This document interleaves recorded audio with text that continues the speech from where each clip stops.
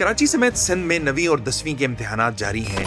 इस वक्त नकल की क्या सूरत हाल है? नकल का जो आपने सवाल किया है, नकल की सूरत हाल ये है कि नकल की अगर कोई रेस लग रही है ना नकल की, तो वो सब उस घोड़े के साथ, नकल के घोड़े के ऊपर सवार होकर सब दौड़ रहे हैं और समझ रहे हैं कि हम नकल से पास हो जाएंगे। कराची में नकल की सूरत हाल ये है कि बाकायदा नकल की रेट तय हैं। जो सेंटर्स बनाए गए हैं, उन सेंटर्स में जब बच्चा जाता है तो उन बच्चों से पैसे लेके नकल करवाई जा रही है। सूरत हाल यहाँ तक अब इस वक्त गंभीर हो गई है इस साल, जो इससे पहले कभी नहीं हुई थी, कि जब बच्चा जाता है तो उससे पूछा जाता है नकल किससे करनी है, किताब से करनी है या मोबाइल फोन से करनी है। अगर आपको किताब से नकल करनी है तो आप भी बच्चा 1 से 1,500 रुपए जमा कराएगा और किताब खोल के नकल कर लेगा उस सेंटर्स में। लेकिन अगर कोई बच्चा कहता है नहीं जी मुझे तो मोबाइल फोन से नकल करनी है, मेरे मोबाइल में सॉफ्टवेयर मौजूद है, तो उससे कहा जाता है कि आप कम से कम 3,000 या फिर 4,000 रुपए जमा कराएं और उसके बुनियाद पर आपको मोबाइल फोन अंदर ले जाने की इजाजत होगी और आप तो फिर जितना दिल चाहेगा नकल करें। 3 घंटे बैठ के आपको कोई कुछ कुर्साने हाल नहीं होगा, कोई पूछने वाला नहीं होगा, कोई विजिलेंस स्कीम वहां पर नहीं आएगी। इसके साथ साथ अगर हम ये देखें कि बहुत से इम्तिहानी मराकिज की जो वीडियोस सामने आई हैं,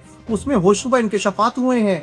स्कूल के क्लर्क बैठ के पैसे ले रहे हैं और तय कर रहे हैं नकल के रेट और बता रहे हैं कि हम आपके स्कूल के कितने बच्चे हैं। वो जवाब में कहते हैं मेरे स्कूल के 88 बच्चे हैं, 2 बच्चे और लिया हुआ, कुल मिला के 90 बच्चे हो जाएंगे, आप इनके बताइए मुझे कितने पैसे लेंगे। बोलेंगे ठीक है, इनके इतने पैसे लेंगे, इतनी रकम आपको जमा करानी है और इनका हम अलग से कुछ कमरे दे देंगे, बालाई मंजिल पे कमरे दे देंगे, वहां आपके बच्चे बैठ के नकल कर लेंगे। ये तक वीडियोस सामने आ गई हैं। कुछ जगहों पर ऐसी वीडियोस सामने है, कुछ इम्तिहानी मराकिज की कराची के, जिसमें बाकायदा एक क्लास के बाहर क्लास के जो कॉरिडोर है और दीगर मुख्तलिफ जो कमरे मुख्तस किए गए हैं, वहां पर बच्चे किताबें खोल के या मोबाइल फोन सामने रख के एक ही डेस्क पे 2-2 बच्चे बैठ के नकल कर रहे हैं, पर्चे उस नकल की बुनियाद पर हल कर रहे हैं। इसी तरह जो पेपर आउट होने का सिलसिला है वो भी हमेशा की तरह इस साल भी जारी है। कोई 10 मिनट पहले, कभी 15 मिनट पहले पेपर आता है, लेकिन जो पेपर आता है वो ये नहीं होता कि ये पेपर जो इम्तिहान बना वही पेपर है, पेपर वही होता है, लेकिन वो सॉल्व पेपर होता है। बच्चा सॉल्व पेपर लेकर कमरे इम्तिहान में जाता है और उसके बाद वो पर्चा अपना हल करता है। ये सूरत हाल है। जो वाटर मार्किंग की एक इस्तेलाह आपने सुनी होगी, गवर्नमेंट ऑफ सिंध की यूनिवर्सिटी बोर्ड डिपार्टमेंट ने कहा था कि हम वाटर मार्किंग करेंगे पर्चों पर, ताकि अगर कहीं से पर्चा आउट होगा तो वो पता चल जाएगा कि पर्चा किस सेंटर से आउट हुआ, उसके खिलाफ एक्शन होगा। लेकिन किसी भी जो पर्चे सामने आ रहे हैं, किसी पर वाटर मार्किंग नहीं है, इसलिए ज़बानी जवाखर्ता जो सामने आ गया है। तो लिहाजा ये देखिए सूरत हाल ऐसी है कि कराची में नकल के इस साल 2026 में गुज़िश्ता सारे रिकॉर्ड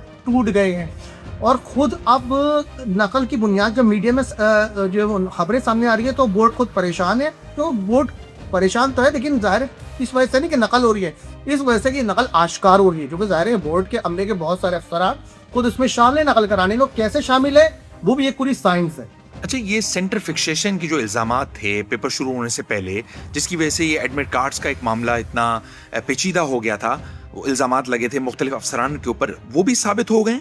देखिए बहुत अच्छा सवाल है आपका और बरवक्त है। आपको याद हो गुज़श्ता वीडियो में जब हमने कहा था कि इम्तिहानी मराकिज़ नहीं बन पाए, सेंटर फिक्सेशन नहीं हुई, जिसकी वजह से इनको पेपर डिले करने पड़े और एडमिट कार्ड इसकी वजह से बंद नहीं पड़े, उस वक्त तो ये सिर्फ एक क्लेम था। ये क्लेम साबित हो गया। कब साबित हुआ? बाकायदा गवर्नमेंट ऑफ सिंध ने एक कमेटी बनाई, यूनिवर्सिटी बोर्ड डिपार्टमेंट ने 14 अप्रैल को, ये से कुछ पहले, और उसमें उस कमेटी को फाउंड करने में बाकायदा सरकारी अफसरान को शामिल किया गया उस कमेटी में, जो इस बात की तहकीकात करेगी कमेटी की ये जो सेंटर फिक्सेशन जो है इस पे कहाँ ट्रांसपेरेंसी जो है कंप्रोमाइज़ हुई है, कहाँ पर लेन देन हुआ है पैसों का और किस तरह सेंटर जो है वो बनाए गए हैं। और फिर सेंटर सिर्फ बनाए नहीं गए बल्कि एक अहम बात और भी सामने आई, जिसकी वजह से इनको ये कमेटी बनानी पड़ी।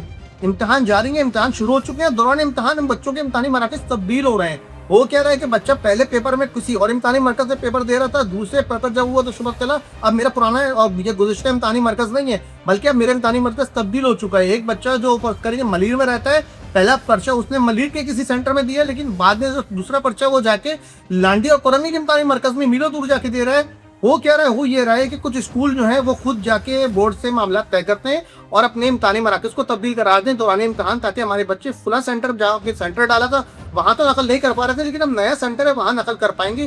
जाहिर ये सब जो है लेन देन की बुनियाद पर होगा। इस पर भी बाकायदा बोर्ड ने अपनी प्रेस रिलीज जारी करी और इसमें तो बाकायदा कहा गया कि चेयरमैन बोर्ड ने इसको नोटिस लिया है कि कंट्रोल ऑफ एग्जामिनेशन किस तरह दौरान इम्तिहानात सेंटर फिक्सेशन के बाद अब दौरान इम्तिहानात किस तरह सेंटर को तब्दील कर रहे हैं, इसको रोका जा रहा है। इसका मतलब इन्होंने ये एडमिट कर लिया कि दौरान इम्तिहानात सेंटर तब्दील हुए।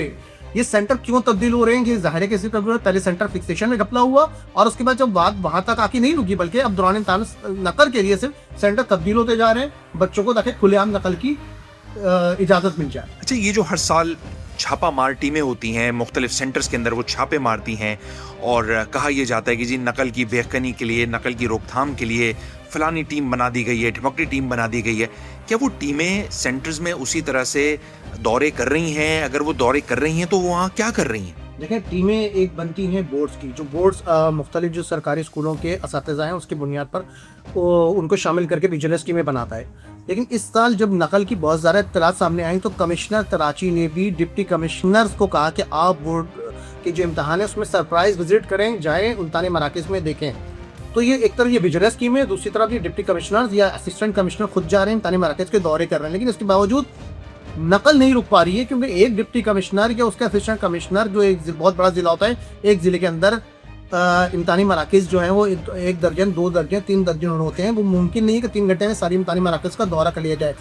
इम्तहानी मराकज़ की इस दफ़ा इतनी बंदरबाट हुई है कि पहले कभी कराची की तारीख में इतने बड़े इम्तहानी मराकज़ इतनी बड़ी तादाद बने नहीं थे। 520 से ज़्यादा इम्तहानी मराकज़ बनाए गए हैं और उन 520 इम्तहानी मराकज़ में भी जो सबसे बड़ा अलमिया ये है कि पहले सरकारी स्कूलों पर जो है ज़्यादा इन्हिसार किया जाता था, सरकारी स्कूलों को ज़्यादा इम्तहानी मराकज़ बनाया जाता था। लेकिन इस बार जो है 70% इम्तहानी मराकज़ प्राइवेट स्कूलों में डाल दिए गए, 30% जो है वो सरकारी स्कूलों में, क्योंकि बोर्ड ने ये कहा कि हम चाहते हैं कि खराजात बचे हमारे और हमें फर्नीचर ज़्यादा ना देना पड़े, लिहाजा हम ये काम कर रहे हैं। हम इससे लाखों या करोड़ रुपए बचा लेंगे, लेकिन ये लाखों रुपए करोड़ रुपए एक तरफ से बचा रहे हैं, दूसरी तरफ जो नस्लें तबाह हो रही हैं चीटिंग करके, विजिलेंस टीम हर जगह नहीं पहुंच पा रही हैं, विजिलेंस टीमें कंप्रोमाइज़ कर रही हैं। कराची के जो मज़ाफ़ाती इलाके हैं, लांडी, कोरंगी, औरंगी, गिडाप टाउन और इस तरह के इलाके, वहाँ पर जब बल्दिया टाउन हो गया है, लियारी हो गया, वहाँ पर मुमकिन नहीं कि हर वक्त जो है विजिलेंस टीमें पहुँच जाए और उनको मॉनिटर करें। इसका एक मैकेनिज्म होता है।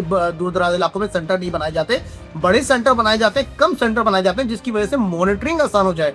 लेकिन जब आपकी नीयत में फतूर होगा तो जाहिर है कि आप वो काम करेंगे जिससे शफाफियत जो है वो कंप्रोमाइज़ होगी और जो आपकी नीयत है वो आप पूरे कर लेंगे। अच्छा, जो बच्चे हैं क्या उनको किसी किस्म का खौफ नहीं होता आगे जाके उनको कॉलेजों के लिए, यूनिवर्सिटीज़ के लिए दाखिला इम्तिहानात में बैठना पड़ेगा, तो अगर वो यहाँ पे इस तरह का एटीट्यूड वो देंगे, नकल कर करके पास होंगे, आगे जाके क्या करेंगे? आपकी वालिदैन से बात हुई, असातिज़ा से बात हुई, क्या बच्चों को इस चीज़ का एहसास नहीं होता? अच्छा देखें, ये जेन ज़ी का अलमिया है इस वक्त। ये समझ रहे हैं कि ये जो डिग्री है, ये कागज़ का टुकड़ा है, ये तो बस किसी तरह ले लो और ना भी लो तो कोई हर्ज नहीं है। असल चीज़ हमारे पास स्किल्स है। अगर स्किल्स आते हैं तो हम दुनिया में बहुत आगे चले जाएंगे, बहुत तरक्की कर लेंगे। लिहाजा हमें जो कंप्यूटर स्किल्स है, कोई वटेवर कोई और स्किल्स है, वो हम जल्द से जल्द सीख लेंगे और वो तो ज़ाहिर है आजकल वेबसाइट्स पे और AI के ज़रिए और मोबाइल फ़ोन पे सीख ले जाएंगे।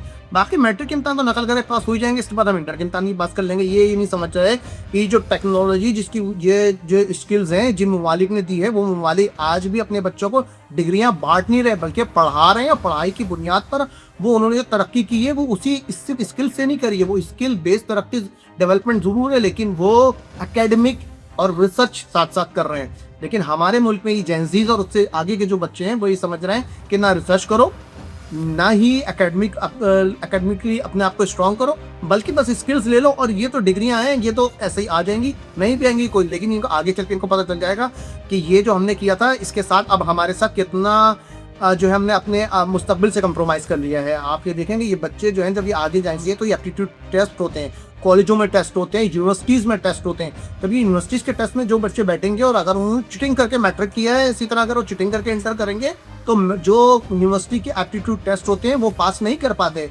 हम ही खबरें देते हैं कि NED का टेस्ट हुआ, कराची यूनिवर्सिटी का टेस्ट हुआ और A1 ग्रेड के इतने बच्चे फेल हो गए। वो क्यों होते हैं? वो इसीलिए होते हैं कि वो उनका एक ट्रेल होता है कि वो पीछे से नकल करते हुए आते हैं, वो पास हो जाते हैं और समझते हैं अब हम एप्टीट्यूड टेस्ट भी पास कर लेंगे, वो टेस्ट पास नहीं कर पाते और उसके बाद वो हायर एजुकेशन से महरूम रह जाते हैं।